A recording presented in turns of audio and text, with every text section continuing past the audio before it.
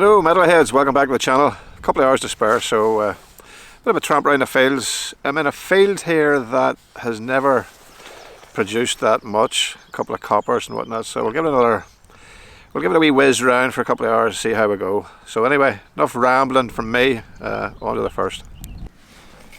So this signal was given a 42, no ferro.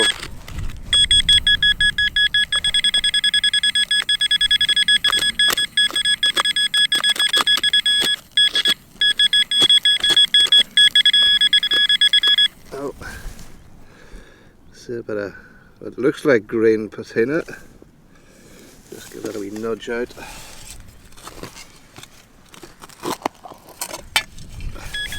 So.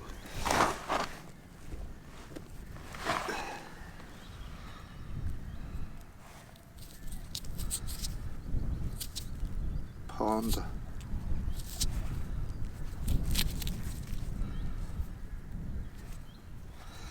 I think that's cream you'd put on your boat race. Well, women anyway. Pond. Feels heavy, it must be. Yep, next. So a nice signal on this one, 33, 34. Nice high tone.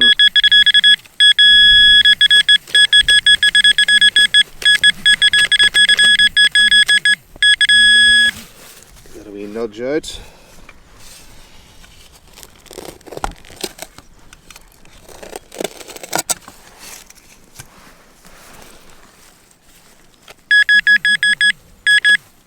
So this has, for me, traditionally been silvers.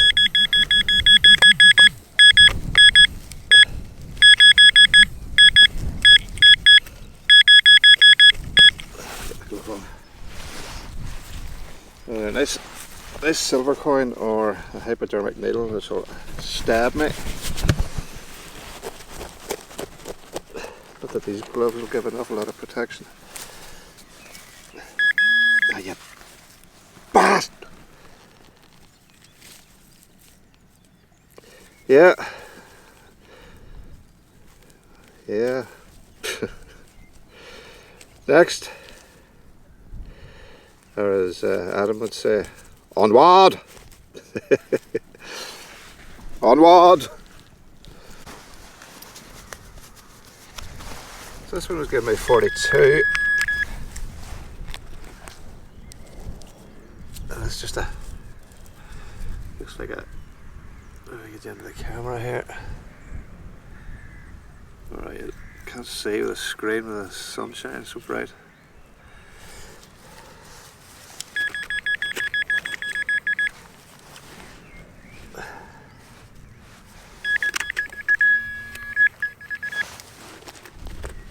Looks like there's multiple pieces of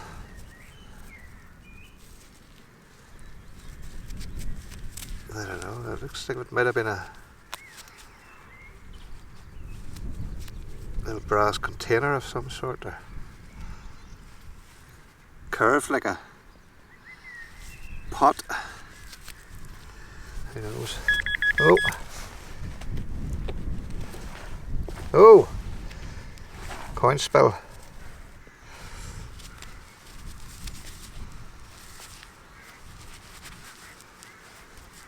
Sorry, it's probably not even in the frame. Hit filament in bright sunshine. See nothing. If you can even see that in it.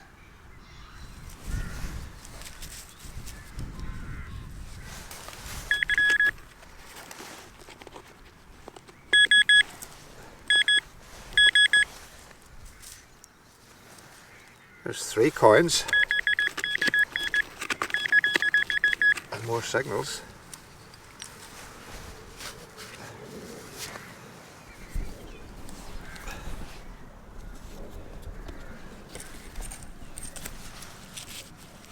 So lots of pieces of metal.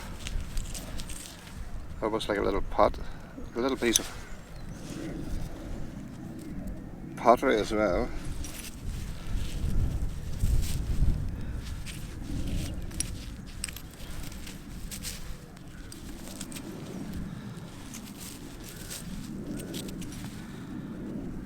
That's interesting.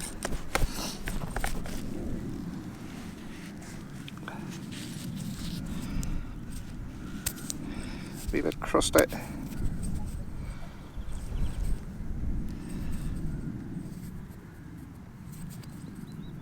Not sure. Well, there's Britannia on that side.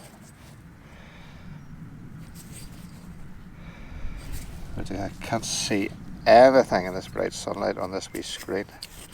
I don't even know if I'm in frame. 3 coins into one hole. This one looks as if it's maybe gone. Might get something of it later.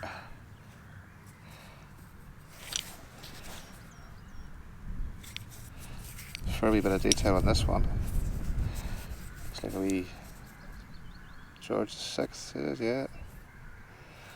That'll clean up well. That's pretty cool. You can see those.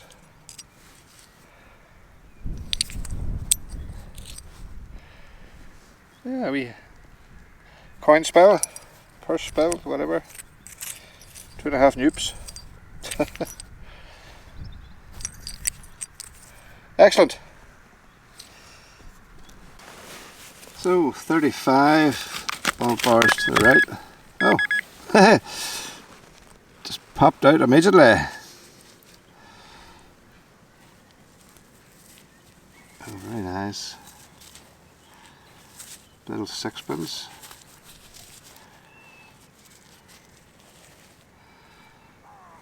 Lovely. First wee piece of silver. Georgie the Fifth. You know, I get just as excited about finding sixpences as I do about finding anything else. You know, it's the story behind this. What was it I say? 1935. Yeah, 1935, just before the war, Second World War. You know, it was probably the political situation in those days, rumours of wars, you know, still hurting from the First World War, politics on the European stage, you know, sort of going south.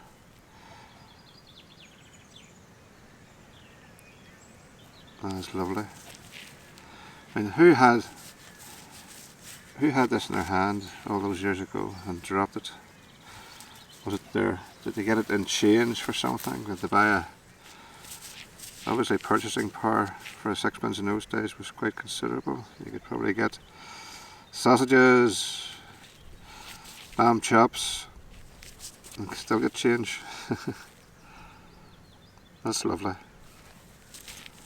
I don't know, I can remember when I was younger having sixpence before pre-decimalisation to let my age away. My mother used to put a sixpence or a shilling into homemade apple tarts. Of course you couldn't do that now, like health and safety, child abuse and all that there, because obviously some fuckwit will choke on it. But we survived okay. Absolutely lovely. Right, we'll carry on for a bit yet. Starting to get a bit fatigued in this pre-summer heat. Yeah, rather lovely indeed. So 39 and no indication on the faro checker, so, and it was given at about 8 inches. Whatever it is in the wall.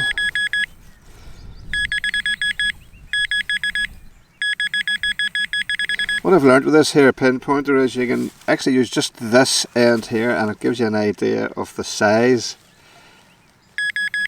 So from here to here, so probably on YouTube.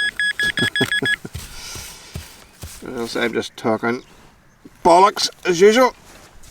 Just slice this wee bit out here.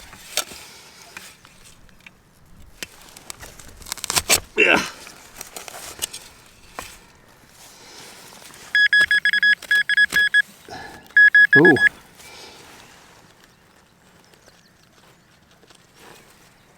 Looks like a little button. I'll just take my gloves off. A second. Bear with me. I haven't had a wee button for a while. And I do not feel the shank or a hole for the shank. I'll bring it up a bit. Hold on a wee second, bear with me. Bear with me, bear with me. Give it a wee bit of a rub here. That's not a button. I don't see anywhere for the shank. It's actually probably...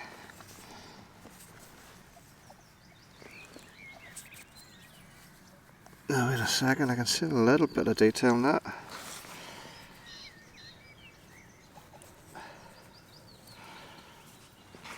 I don't know if I'm imagining it or not, but I think I can make out the little harp and crown at the top. Yeah, so nearly sure that's a little Hibernian hypnot. Right, George II, George III. Maybe clean up. Can you make that out, or am I just rambling in my dotage? I can see a little harp and crown here. Yeah, it's little. Use a little bit of imagination. This little crown there. Yeah, when you move it about in the light, you can just make out a very faint little harp and crown. So I'm guessing, well, it could be George I, but I'm saying George II, possibly III, so mid to late 1700s.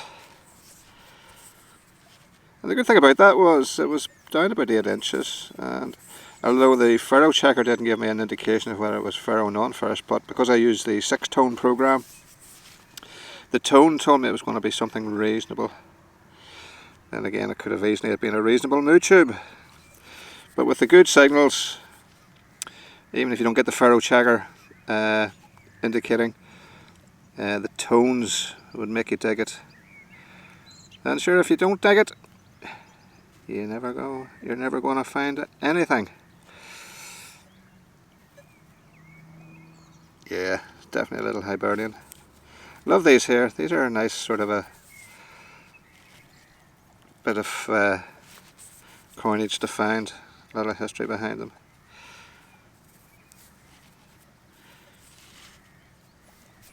Nice.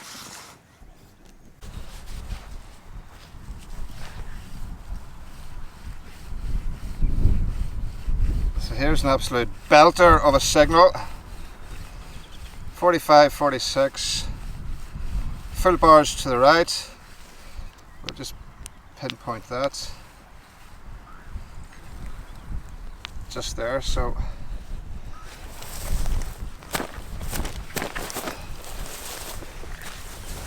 so I know where the fuck did I do it.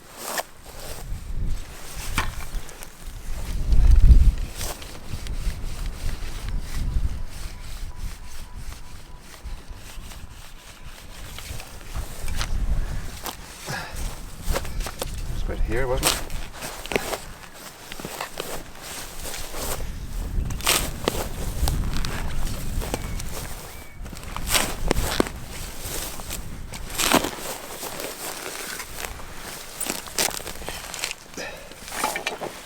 Yeah,